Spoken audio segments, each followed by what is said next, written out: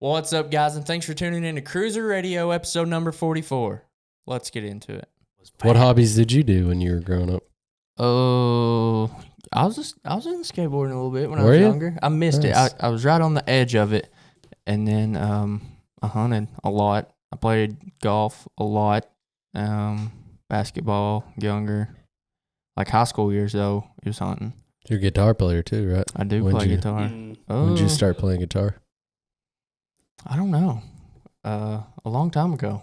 Why did you start playing guitar? My grandpa played, and I used to go over to his house and sit with him, and then he'd play it, and I was like, man, I want to know. And then he would just get mad and be like, you suck, you know? Yeah. I was like, all right. And then that was me growing up too. I played some golf in high school, but then obviously, first off, the first sport I ever played was baseball.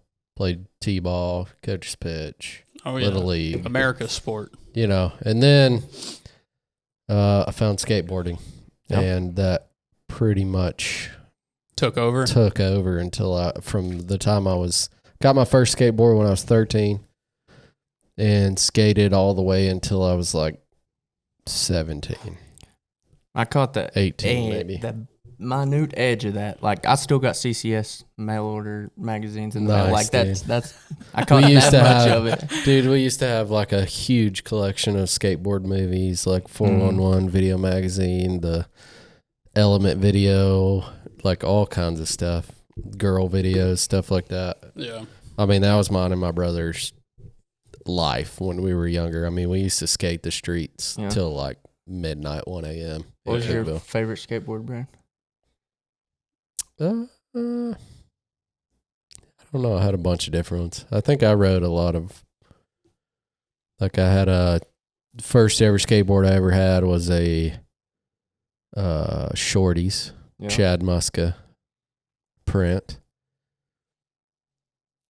And then I got a World Industries after that. I never had none of that. And then a Girl. Yep. Then I had Alien Workshop. I had an Element board. Isn't it crazy? I broke a lot of boards. I mean, very rough on them. The only difference, I think, and that was just like what's printed on them. They're all made out of wood. Yeah, they're all the blanks come from the same place, pretty much. I still got an old Baker, like the red and black label Baker. I had a Zero board as well. Probably one of my favorite skaters growing up was like Jamie Thomas. I don't know if you know who he is. No, mine was Scheckler.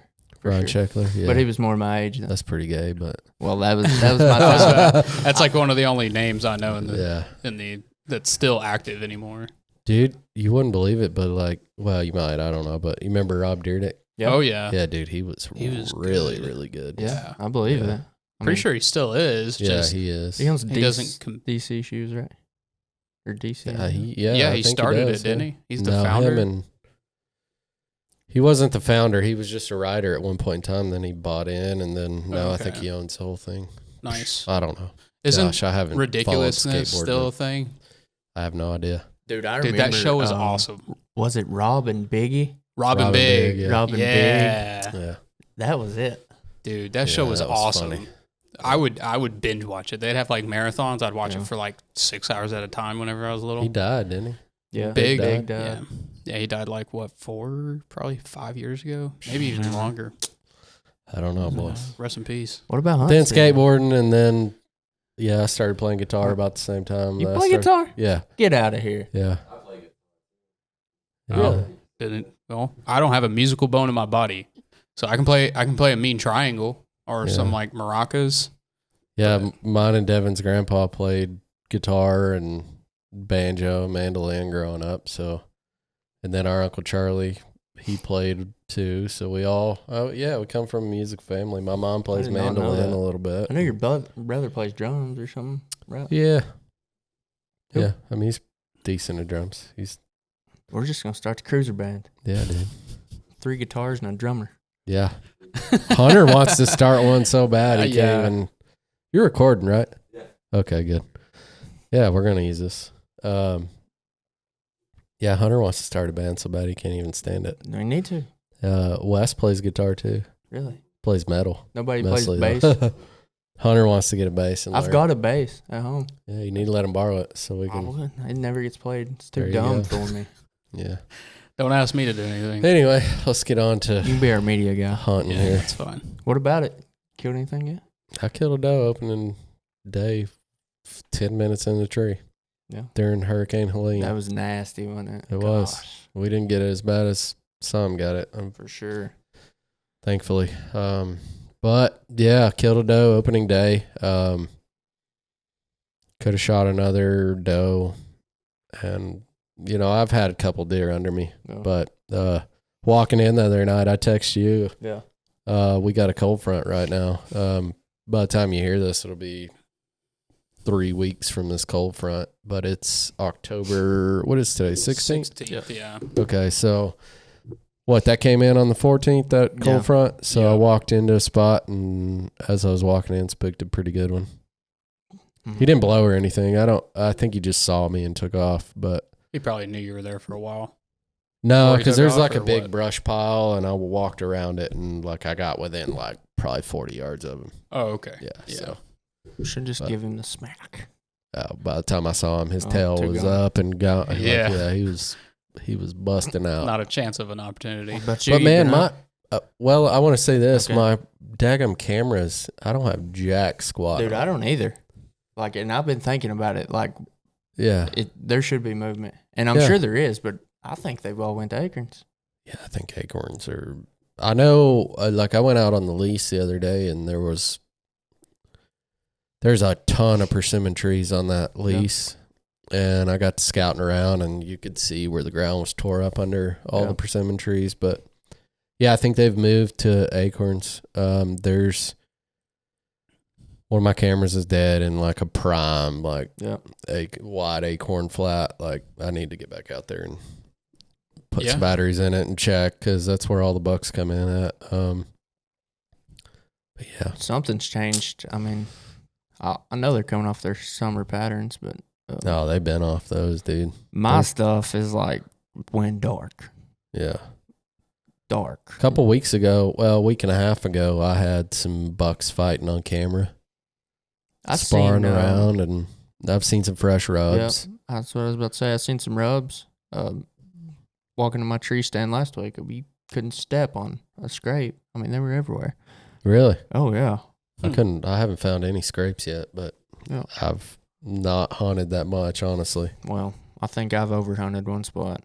So, you killed a deer the other day, didn't you? Yeah. Looking back on it, I made a giant mistake. It happens, right? That's one of those times you're like, man, I'm glad I filmed that, but you're like, oh, I hate I filmed that. Yeah. So tell the story real quick then. So people know what we're talking about here. So opening day, you saw the buck you killed. Yeah, no. So it was last, we'll say Saturday. Okay. Last Saturday. Saturday morning, I seen a big 6-point, which had a little bit of a gimp to him, and I done had it made up in my mind that he was getting the smoke, essentially. Yeah. He ended up not coming close enough. I seen a spike. I drew back on him before I realized he was a spike. Like, I was itching. Yeah. Seen that same 6-point and another small buck chase a doe. It was 72 degrees on a Saturday, so it's kind of caught me off guard. Anyways. Super hot, yeah. I changed positions, hunted where he'd come out that morning, never seen nothing besides a little 8-point. We had a cold front, the first cold front come in the next day, and I hunted a different stand location that I've only hunted once this year, and he come out perfect, like 6:30 right after daylight, smoked him. Watched the film back and realized I messed up because 40 yards to the woods was one twice his size. Yeah, pretty big one. Yeah. And then when you were getting down. Yeah, so I done lowered my bow down, and I had everything ready to go, and I hear something behind me, and then I see one also twice the size of the one I shot. Well, it's like the biggest deer you got on camera. It is the biggest deer I have on camera, and I couldn't get my bow up fast enough to even think about shooting it, which I couldn't have anyways, but I would have sure thought about it, and my bow hit about 4 steps on the way up, so ting, ting, ting, ting. Yeah. He didn't stick around. No, but we found the deer I shot, so. Dude, you put a perfect shot on him. I mean, you cut his heart away from his body pretty much. He's in my freezer now, so. Nice. I'll take it. He'll taste good. It's pretty fast. I ate him for dinner last night, lunch today. He's good. Heck yeah. He's good. That's a pretty fast processing. Doesn't it normally take much longer than that? Well, I think because they haven't really got into gun season yet. Oh, yeah, they're not as busy. Turnaround's pretty quick because they haven't gotten to the Orange Army yet. They don't have a ton of deer being brought in right now. Yeah, we can't call them the Orange Army no more, according to TikTok. So. Oh well, I mean, I'm part of it, so I feel like I can. Whatever. Yeah. I don't know. TikTok's just a Chinese spy machine anyway. It is. I'm not on it, so. What, you been out yet? I've done some county road observations, Yeah. just on some public land, but boots on the ground. I haven't been out this season yet. I haven't been out since preseason.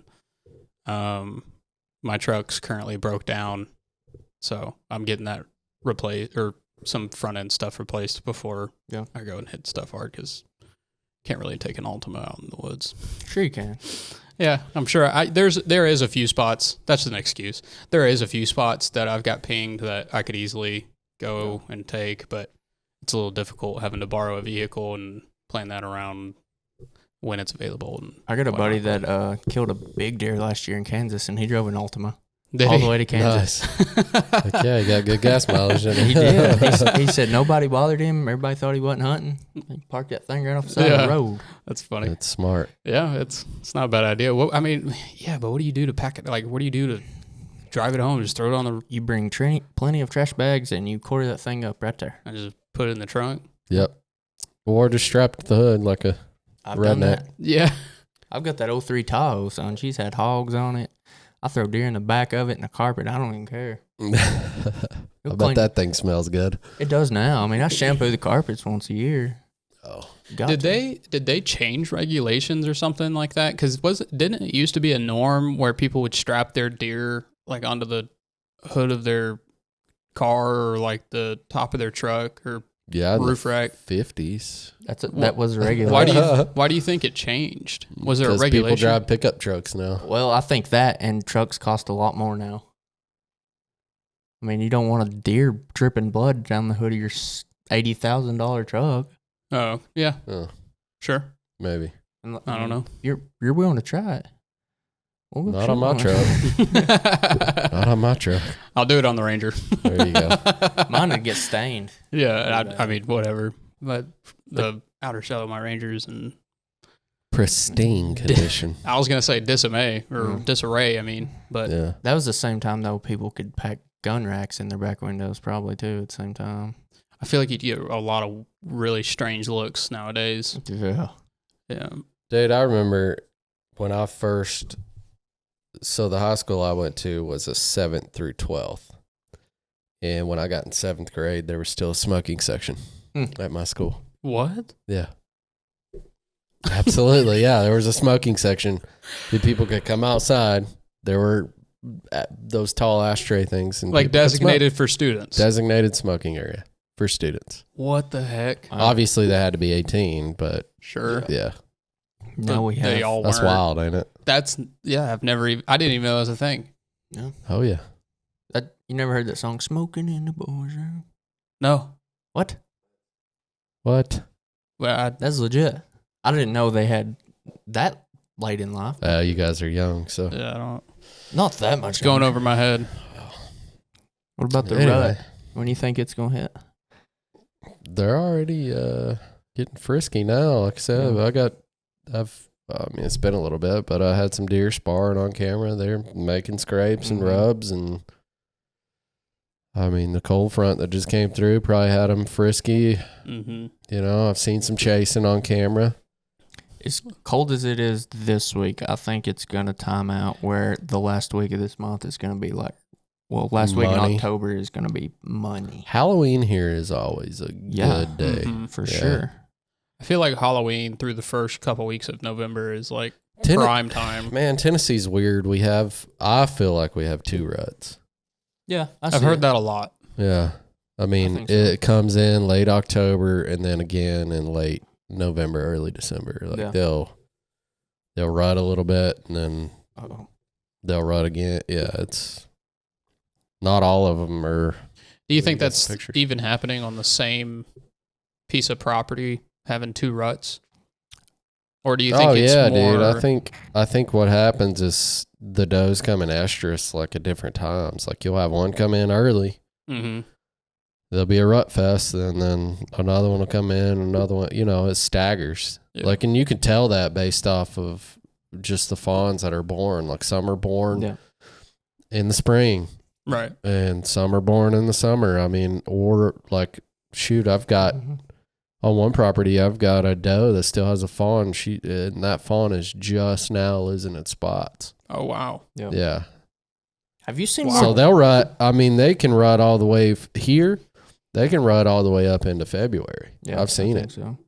Have you seen more? And this is weird that I've noticed this, but I've seen tons of more deer with twins this year than any other year.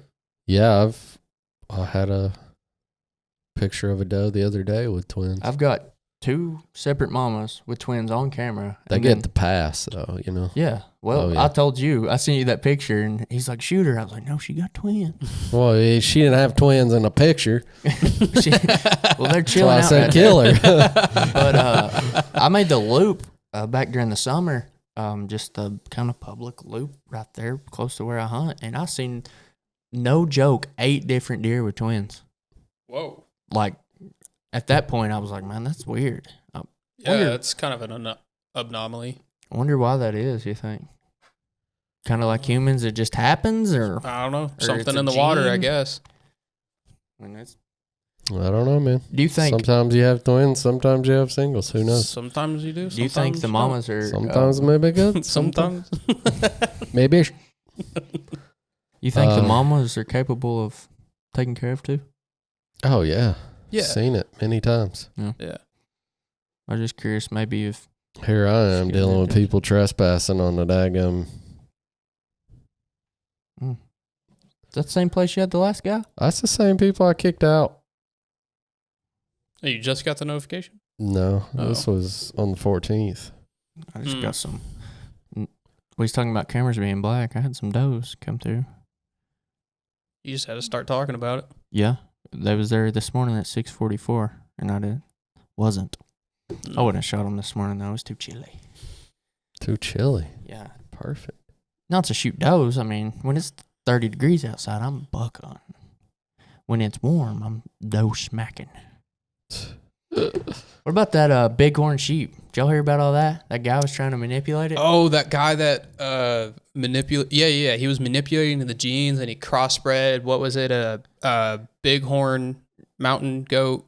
Whatever it was the biggest sheep in the world. Yeah, but it was but goat in the world. He had that imported from China. Where maybe it's like Switzerland. It came from overseas for sure. Mm-hmm. I can't remember what area of the country it came from, or what area of the world it came from. But he had a what's it called?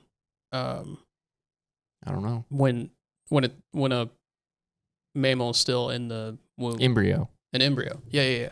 So I think he had an embryo shipped. All right, I got it right here. Montana rancher was trafficking, crossbreeding wild bighorn sheep. Yeah. So he was crossbreeding the wild bighorn sheep. With what? That's the other one is the one that I'm talking about that came from overseas. Yeah. It's like the biggest goat. Violated the Lacey Act, 2 felony wildlife crimes.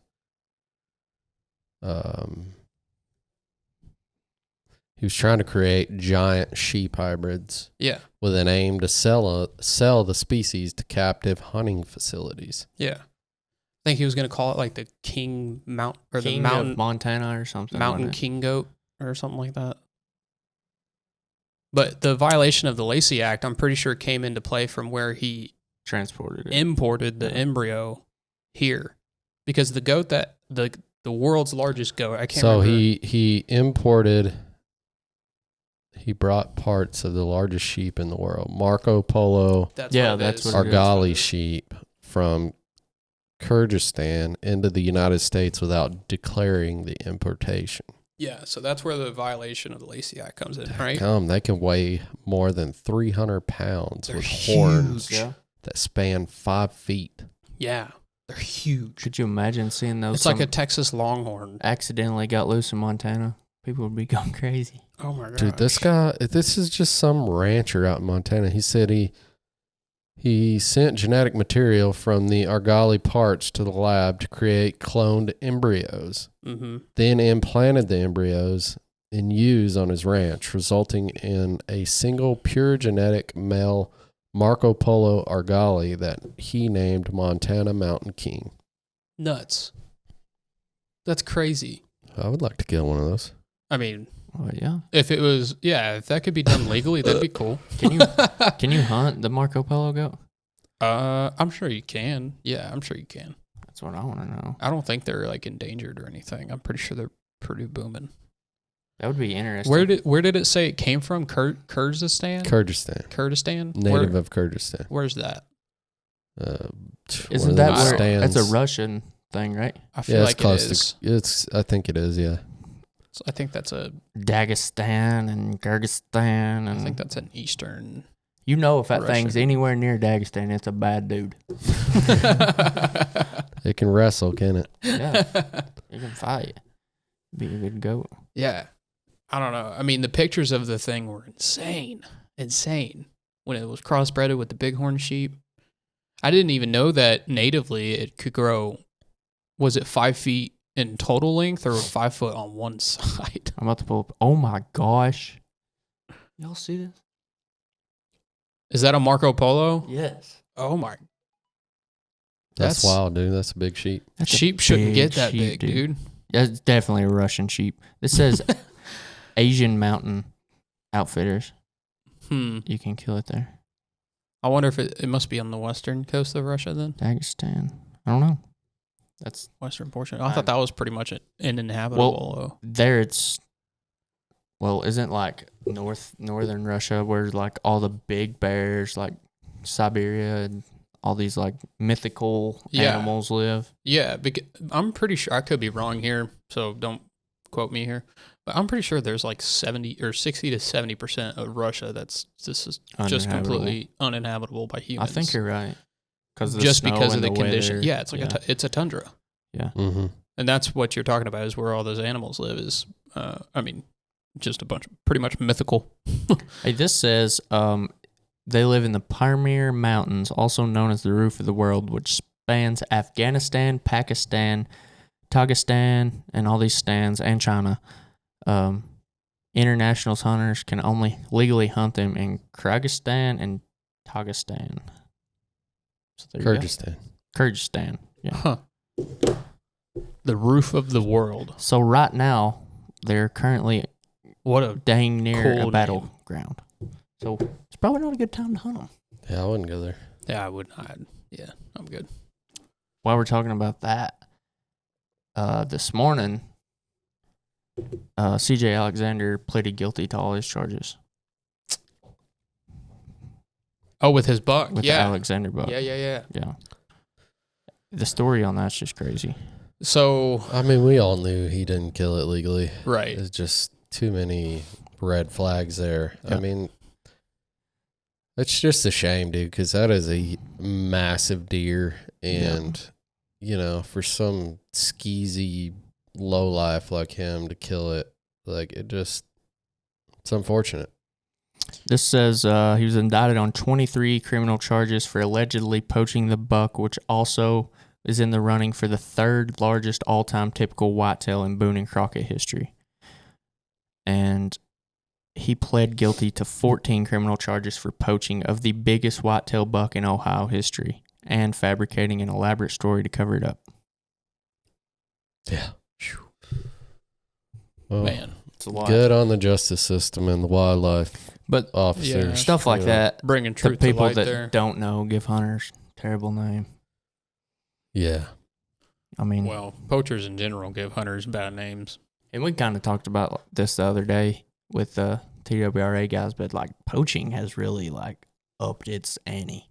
Mm-hmm. Thermals, silencers, drones.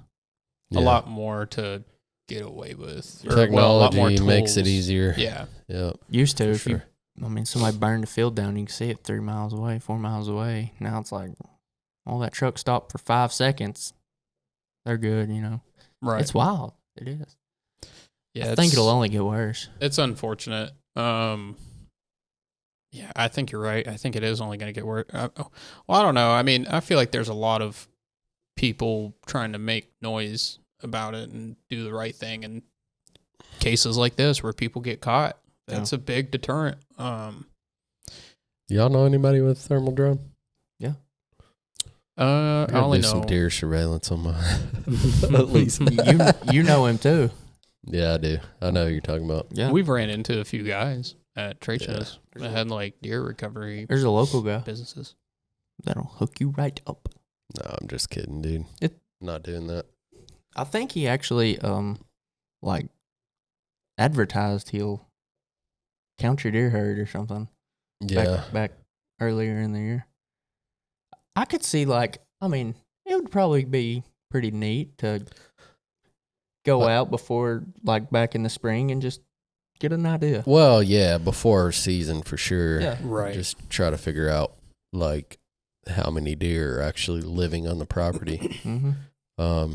Or after season. Yeah, I'd be definitely interested in that because I've seen I think what screwed me is I didn't plant anything this year. I planted something last year and the deer were definitely much more prevalent on camera. This year I didn't plant any food plots, so kind of bite me in the butt. So all the places I was getting them on camera, I'm not getting them on camera now, so I have to go put some boots to the ground and really get in there. See, and I hate that. This time of the year, I fight this constant battle where I'm like, all right, I need to go and find and dig and do, but then I'm like, but you don't want to bust them out either. Yeah. So and even I do this almost every single time I go hunting. I'll look at the wind and I'll look at the weather, and then I'm like, all right. And then I'll have two sets, presets, and then I always pack floaters with me. And I'm like, well, if I go here, this could happen. If I go here, this might happen. If I go here, this is this. And I fight that every single time. Yep. It worked out last week, but, I hate that. Yep. Me and Scott was talking about this the other day. Hunters in general put themselves through a lot more stress than people ever even think. Just simple stuff like that. Mm-hmm. Should I shoot this deer? Should I not? General advice, I'm going to say give it a few minutes before you pull the trigger. Yeah. Yeah, look for... Yeah, you Speaking don't off recent experience. bite yourself with opportunity cost there. Well, and it did. I ain't saying I ain't proud of the deer I shot by no means, but... he was a good 6-pointer, dude. After I shot the deer... It was just the fact that the other deer was there. Oh, no. What have I done? And then when we went to track it, its head was halfway under the leaves and stuff, and I told Chad, I was like, this is the wrong deer. Because it only had tines that were long, nothing else was long. And I only seen one of them. I was like, oh, no. I've drug him out here for this. But we've got... you got one down. Well, it didn't go far, so we didn't have to track it very long. We had some people send in some hunting stories. Cool. One of them was really cool, and I want to read it first. So this was on our TikTok. If you're not following us on TikTok, go follow us at CRÜZR Radio. So we posted a video of Andy and David from theirs, and David was talking about how don't let the cameras dictate. Just go out, hunt, Whether learn. to hunt, yeah. So this guy says, R-Northy8, I saw this video yesterday, and I was contemplating whether or not to go out because I haven't seen much on camera. I seen this video and decided I would go out. Turns out I shot a 140-inch buck that we never had on camera. Thank you. It's so true. Nice. Yeah. Heck yeah, that's awesome. That was cool, dude. That's what we like to hear. That was cool. When Congrats, I read that, I was like, congrats. Heck yeah. We got a few more here. Let's see if I can find them. Did you know, are you allowed to share that guy's name? Yeah, his name was R-Northy8, if I'm saying that right. Gotcha. Yeah, so I read that and I was like, dude, that is so cool. So this one, USMC Patriot, this is a long time ago. In 1987, I was 16, going still hunting for the first time with my older brother. It's 0 dark 30, and he puts me in a tree and tells me to wait until the sun comes up before I shoot anything. So I'm sitting for what seems to be an eternity when the daylight starts cresting the horizon. You know that time of morning when the light shines on things between you and the sun is all you see is a shadowy outline. Just then I saw this monster buck, and I'm shooting my dad's Henry 30-30 lever action with iron sights. I raise the rifle up, watch the buck dip his head to get a bite, and I take aim. Frustration, I shot at what I thought to be center mass of his torso and squeeze off another round. Nothing. He's constantly eating whatever's on the ground and not even fazed by gunfire. Decided to wait until the sun is completely crested over the tree to see what's going on. So about 30 to 45 minutes later, I was a bush blowing in the breeze. So that's why they say it was a bush blowing. It was a bush blowing in the breeze. So that's why they say 30 minutes. Wait until 30 minutes after sunlight to shoot. Yeah, that'll do it. Oh, dude, I saw a funny meme the other day. It's like a big buck, like right at dawn. Yeah, and it said before the sun comes up, it's a big buck, and then after the sun comes up, it was just like a branch. I'm guilty of that. Oh yeah, 100%. I'm like, that's a deer over there. Yeah, you're like, I'm gonna kill him. Yeah. I mean, Dude, there's been times where I've been sitting there and I'll stare at the same spot for like 40 minutes, just like, I'm like, I know it's going to move. I know it's going to move. And you're doing the head nod like the deer does. It just so happened a squirrel will be pretty close and it makes you think you hear something. Yeah. It's perfect timing. I hate that too because you get all put wound all up. your attention. My heart starts pumping. I'll tell you one thing I need to do is go squirrel hunting because every time I've been out there, I've been probably 3 to 4 dozen squirrels around me. Just you need to put that silencer on a little rifle and then shoot subsonics. Never even know it. Hey. I need to go coyote hunting. Did I tell you about that? Got tracked back to the truck by 2 coyotes last week. No. Did I tell you? Yeah, you told me. Oh yeah. What happened? The scariest moment of my hunting woods life by far. I seen a coyote sitting in the stand. I couldn't ever get a shot on him. He wouldn't stay still, whatever. He's like 45, 50 yards. I didn't think nothing else about it. Well, he comes back out right before daylight and goes up into the field. 3 deer started coming out, so I just lost thought of it. And I don't use a light to walk in and out. I got halfway through the field, and I heard something, and I turned around. I didn't see nothing. Well, I kept going about 3 or 4 more times, and on the 4th time, I was like, all right, something is up. I don't know what it is. Bust the light out? So I had the CRÜZR pack, and it's got that belt, so I slid it around to my chest, reached down, and my pistol was in there. Yeah. So I grabbed my pistol, and I also had one of those big, giant Fox Pro lights. Nice, yeah. I like to pack it in case we need to track. So I pulled it out, and when I turned around, 2 coyotes were 5 to 8 feet right behind me. Oh, no. Tracked me dang near back to the truck. Scared me to death. At that point, whatever was in the field is getting lit up because, I mean, I was like 360 in it. Freaking out. Hunter would have lost his mind, dude. He'd have took off. He'd have screamed like a daggum banshee. Woman. Yeah, dude. I ain't scared of coyotes. We love you, Hunter, but that one got me. And then I was probably 50 foot from the truck, and at this point, I'm lighting, and I walk right up on a skunk, and I was like, oh, fabulous. Perfect. That's freaking fabulous. Probably even worse. So, I've never had that happen, but you're talking about shooting a coyote. One time I shot a coyote at 50 yards. It was laying down. This is in the neighborhood property. That's how I got permission to hunt over there. He's like, I need to kill some coyotes. I killed 4 that year with my bow. But this one was like 50 yards. It had come out in the small little field, spooked 2 deer, came to the very middle, 50 yards away from me, laid down. I was like, this stupid coyote. So I was like, you know what? He's laying down. He's calm. He's broadside to me laying down. I'm going to try it. Yeah. So I drew back, shot, and he literally stood up into my arrow. Shot him 50 yards. He chewed my arrow in 3 different pieces by the time he died. But God, dang. Yeah. I think that was cool, man. I wish I'd have had that on camera, but we all need to do more collectively about killing coyotes, I think. Yeah. We all talk about it, but we never go intentionally hunting much for coyotes. This off season. Me and Hunter did. Me, Hunter, and Brendan. Brendan had the camera, but me and Hunter were like, I guess it was right after deer season last year. We went and Never called a coyote in, but called a bobcat into like 40 yards, and I shot over it. I seen one of those last week too. I got it on film. Yeah. I don't every year I see a bobcat. I need to kill some of them too. They have restrictions or anything? There's a season. I know it was in season when we went. Yeah. I just don't remember when the season is. But yeah. Coyotes don't have seasons outside of deer season, right? I don't think anymore. Or maybe it's you can shoot them after dark outside of deer season, and then you can shoot them anytime during the day. Yeah. I'll be honest. Anytime a coyote's in front of me and I got a shot on it, I'm shooting. Oh, I agree. And there ain't nobody going to judge you for it. Yeah. It's, we need to kill more. That's what we need to do. We need to have CRÜZR Dog Day. Dog day. Yeah. That'd be fun. And keep Hunter away so he don't eat all of them. We going to eat one of them again? No.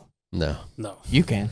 I think I got worms from that, bro. Y'all said it didn't make you sick and that it tasted good. I'm just going to take you for your word. It was delicious. It was very, very good, but it was all the way in the way you prepare it. I mean, what about bobcat? Sure. Would you eat that? People eat bobcat. People eat mountain lion. Yeah. I'd probably try bobcat. You've probably eaten house cat before. No. No. Or dog. Yeah, if you go to a sketchy. No.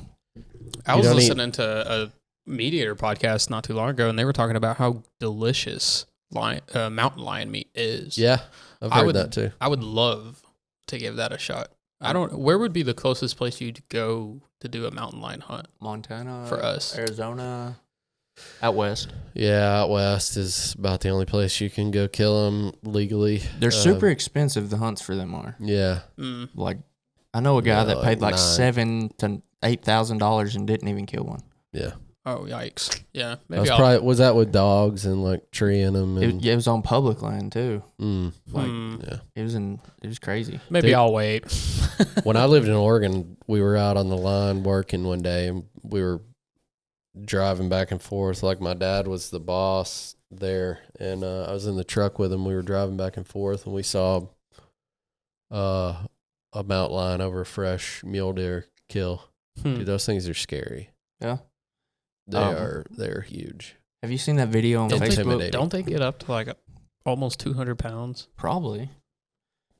Yeah, more than that, I think. I'm not sure, but there's a video on Facebook of a mountain lion like chasing at some hikers. Have you seen it? It's no. Like slapping the ground. Oh, dude, yeah, I've seen that one. Ugh. The guy's like, "Get back, kitty!"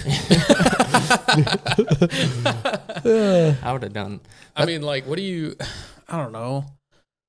Obviously, carry a sidearm with you if you can, but like a lot of places, we don't have to worry about it here. But yeah, Yellowstone, we went on a few little hikes, and of course, we couldn't pack no firearm there. Mm-hmm. I was scared to death after I seen the first spray. No, I ain't paying for bear spray.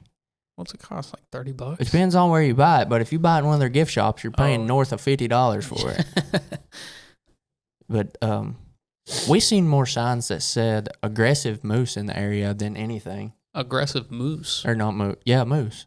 It was moose. Moose in Yellowstone? Moose. I didn't know that. Yeah, we seen one. I got a picture of one. I had no idea. Aggressive moose. We only seen one grizzly bear, and I think it was bad timing, but the male bears go to the top of the mountain during whatever time, and the females go to the bottom and get away from the males because the males eat the babies. Oh.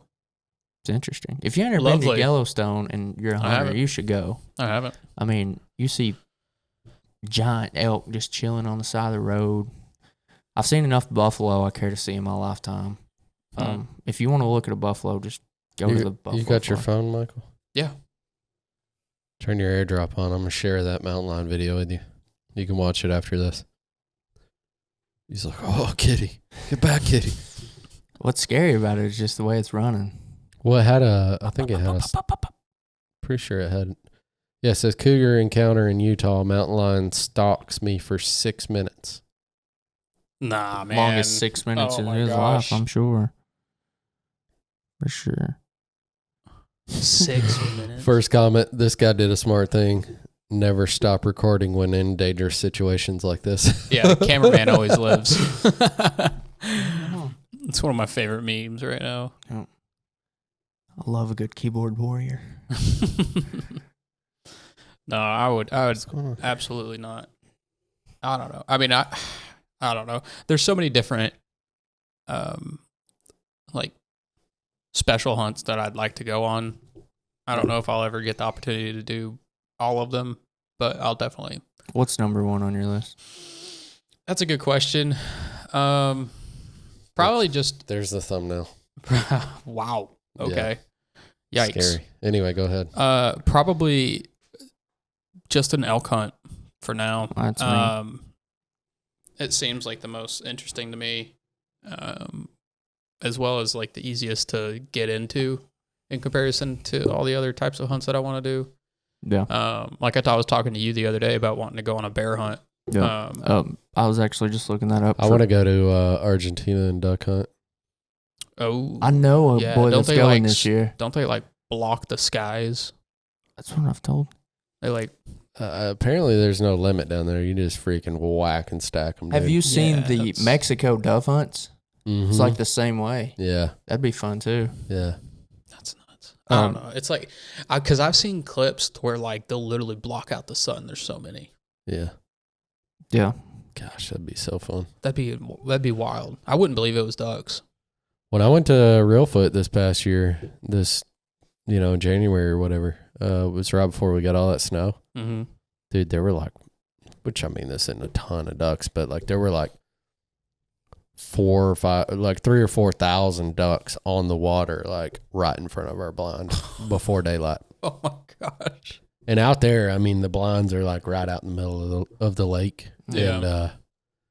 And some idiot came through right before shooting light and literally ran his boat right through the raft of ducks, and they all took off. Isn't that like illegal to chase ducks like that? No, they weren't chasing them. They were going to another blind, but like they were late and they just ruined it. Which honestly, looking back on it, I mean, we'd have maybe gotten a couple ducks out of that, and then like they're all gone. Yeah. So. But in the time, you were probably frustrated. Oh, at the time, dude, it was. I'm sure the whole blind was frustrated. It was deafening how loud they were, like just quacking and stuff. We're like, "Oh, this is gonna be awesome!" And here's 5 minutes before shooting light. Here comes a boat. We were all just like, gritting our teeth. But I think we had a pretty good day that day. I'm gonna duck hunt somewhere this year. I like it a lot. If you want to run a camera, you can come to Reelfoot with us. Let's go. Yeah. I'm in. Brendan got to shoot some. It looked a little cold in the video. It was very cold. It was very cold. But it could be worse. You could be sitting in a cold, wet tree stand. Man, yeah, I mean, that blind there, they've got it set up pretty good, which it's like a old blind from like the 70s, I want to say. They've rebuilt it several times, but they got an old stove in there, propane stove. And isn't it like a whole ordeal just to get the blinds like their grandfathered in or something? Yeah, so, TWRA came in, I want to say in the 80s, and said that they were going to be no more privately owned blinds. So everyone that owned a privately owned blind pretty much signed it over to the youngest family member. Yeah. And that's what happened at the blind we go to. The guy's in his 50s. So he still that's his blind. Mm-hmm. Is he the youngest? He was the youngest, yeah. Oh. Wasn't he like 5 or 6 years old when they signed it over to him? No, it wouldn't have been. Maybe it was in the 70s when they signed it over him. He was young. I think it was the late 70s when it happened. Maybe. If I remember, I don't know, but there's not many privately owned blinds there anymore. Yeah, it's mostly all draw. There are several still, but maybe a dozen. I don't know. You hear a lot, like people's died about duck blinds in Reelfoot and stuff. Yeah, like, there's all kinds of there's been murders. Reelfoot was the Wild West, dude. I mean, it's crazy.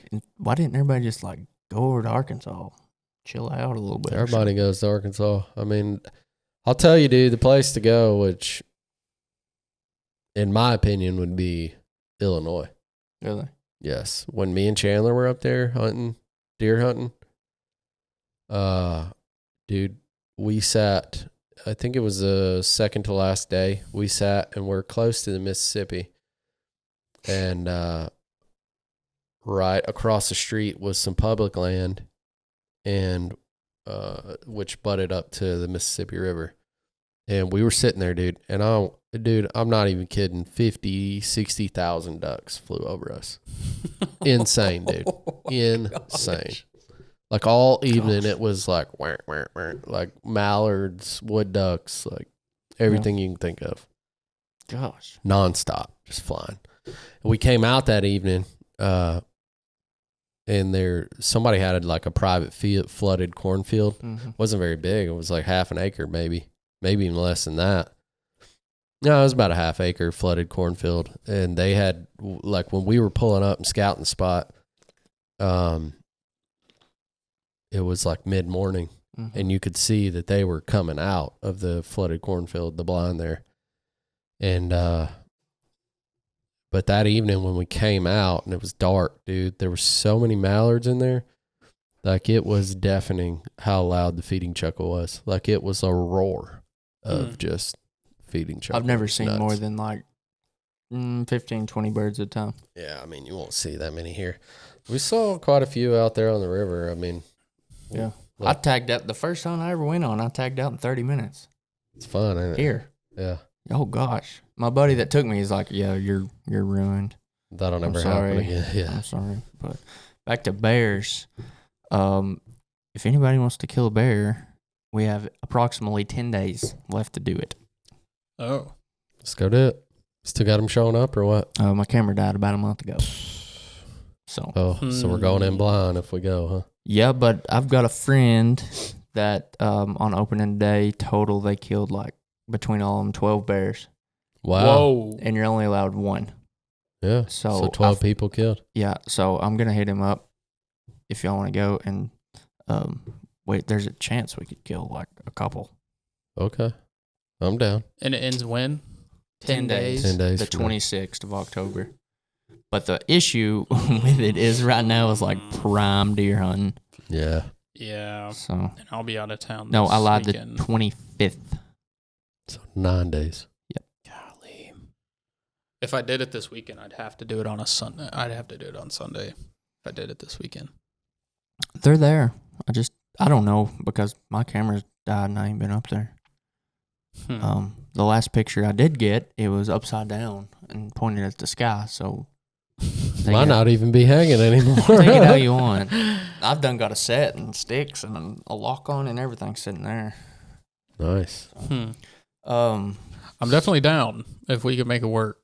I'm definitely down. The only problem is you will not be able to have a cameraman in my set. They strip mined it years ago, and it's pine trees, and the pine trees are tiny. So the biggest one I have, there's limbs all over it. Had to do a bunch of cutting. You'll have self film. I mean, there's no other way to get anything in without chainsawing down half the limbs. But it's ready. Big clover food plot. Anyways, we RCL saddle just come out. Mm-hmm. Sure did. Got that over there? Go get it. Bring that stick too.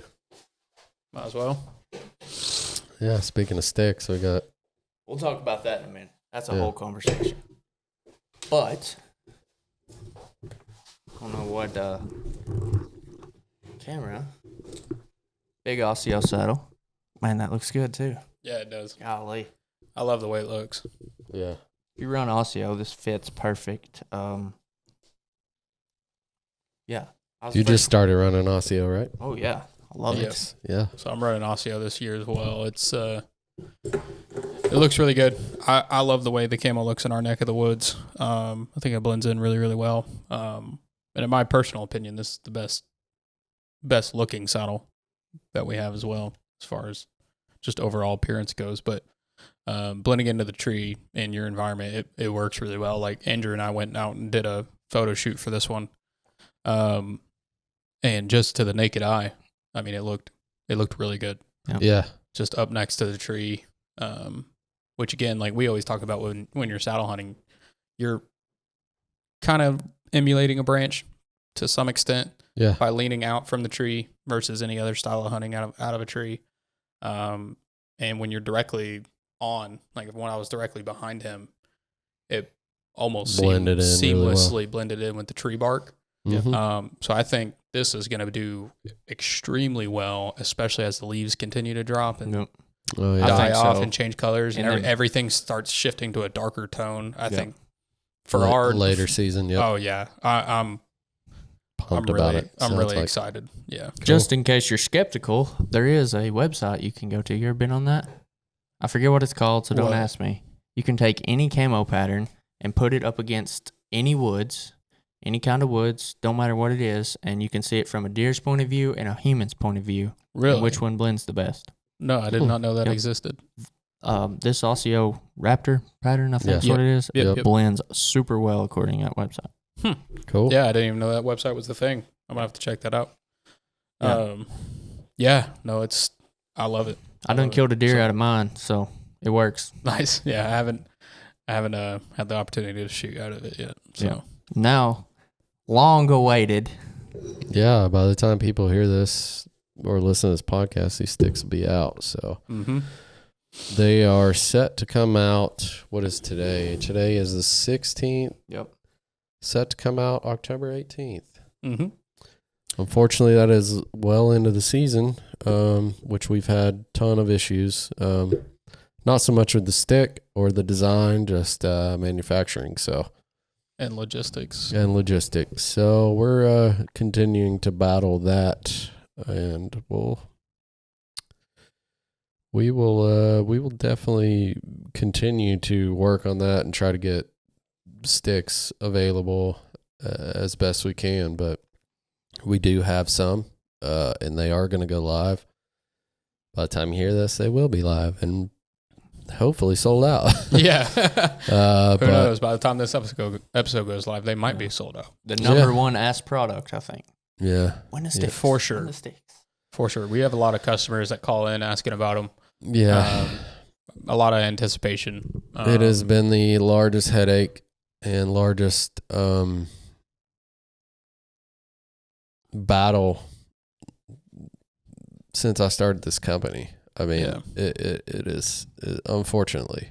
Yeah. But it's probably by far one of the largest projects we've ever had to take on with this one. So, which they're not that complicated, and it's just it was just all the variables that went into it. Yeah, so many variables, but they're here. They're here. Well, I've already been using them. I absolutely love them. I've used some of the most popular sticks on the market.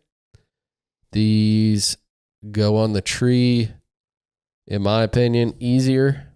They stand out away from the tree better, and they bite the tree better than any stick that I've ever used. For sure. They are heavier than some of the lighter sticks on the market, which but not by much. No, not by much. I mean, the stick with the attachment method is coming in at 1.5 pounds, which, I mean, good Lord, if you can't carry 2 more pounds in, probably need to. How are you going to pack out your deer? Hit the gym, But with that being said, yeah, man, they stack well. They bite the tree well. They are very well put together.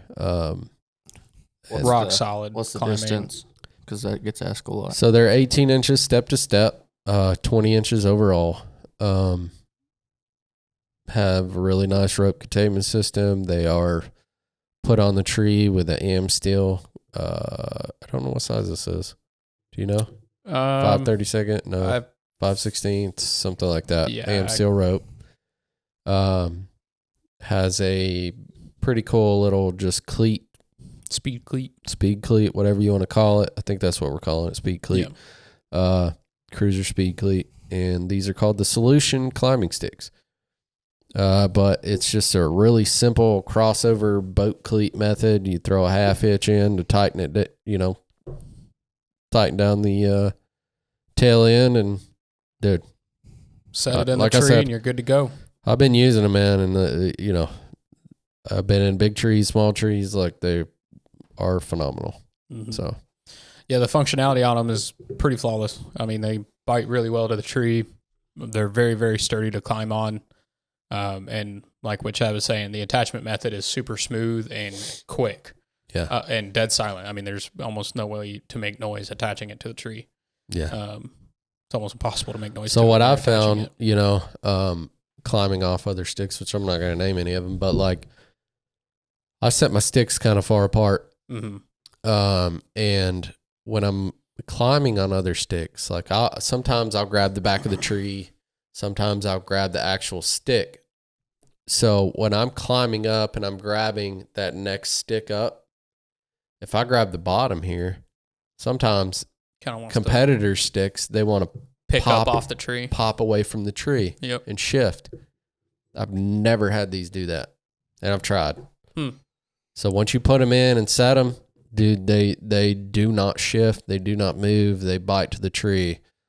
Almost too well, because sometimes they're hard to get off. But yeah, that's a good problem. I've had plenty of times where I disconnected it from the speed cleat and it'll just hang there on its own. Yeah. Or like even here at the store when we're demoing how to tie it, like you can put it on the tree and if you bite it down, it'll bite on its own and you can be hands free when you're attaching the. Yep. So even that's a nice feature that doesn't really get talked about, but they lock together really well. They stay together good. Yeah, so we've got nesting studs on top of the top cleat. The bottom cleat has or bottom tree bracket, whatever you want to call it, has like a U clip that clips into the stick below it. There is some play in there, but that is by design so that people can add stealth strips on if they want. Once you add the stealth strips on, they become super tight, stacking together. The ones that will go live this week will not have the rubber strap. We have a rubber strap being made for them that is going to come with every set of sticks. So whoever buys the first run of these, you can hit us back up. We'll include a strap in there with a quick release buckle. Yeah. To hold them together during transport. But if you buy the first run, you just holler at us. Once we get those rubber straps in, we'll send you one. So, yeah. And on top of that, they look fantastic. Yeah. So, what camera are you on, Devin? Yeah. So you can see them there. Black and green, baby. Love to see it. Pretty awesome, man. Glad they're here. I'm pumped. Yeah, me too. Yeah. Super glad they're here. That's the number one most asked about product at shows. Yeah, sure. Man. It's like I said, it has been a pain in the rear trying to get these out, but here we are. We're there. So, yeah. So now CRÜZR offers a complete package. Yep. Start to finish. Everything you need. Saddle, platform, one-stop shop, backpack, sticks. Yep. All kinds of accessories. Yeah. Do you want to talk about any of the accessories that you're working on? Yeah, so I'm working on a bow hanger. We're working on that as well, which, we've all been pretty cheap in here, and we've always used the HME just like... Because it works. It works great, man. It's $8. Yeah, it's hard to beat. It's not the best one out there, but for the money it is. Exactly. But, obviously we want to offer our own. We've got ideas, and I've been working on one, and it's going to be a nice one. Yeah. And that comes mainly a lot from a lot of customer requests as well. We've had a lot of people reach out and ask us if we have a gear strap or a bow hanger to offer. Yeah. So, I mean, normally we, like which I was saying, we pretty much all use the HME strap here. That's usually what we would tell people, like, the HME works great. It's affordable. It's $8. It's $8. It's hard to beat. It's at pretty much every big box outdoor store you can think of. But just out of the pure quantity necessity and requests that we've gotten, we're coming out with our own gear strap, trying to make it, step above what. Yeah, it's similar to the HME gear, that gear strap, just because that's what we like. We've all used it. Yep. obviously there's finicky parts of that HME one, which we've addressed and made it better. Yep. So I love it. Yep. Got everything from backpacks to saddles, anything you need. Pretty Ready much. to go. And you Yep. know what the best part about everything is? It's made in the USA. Absolutely. Yep. And you can put it on a backpack and roll out. Yeah. No loud, Yep. no noise. But all right. Well, guys, I appreciate you joining me in today. Appreciate y'all for tuning in to CRÜZR Radio. Catch you on the next one. Peace. later.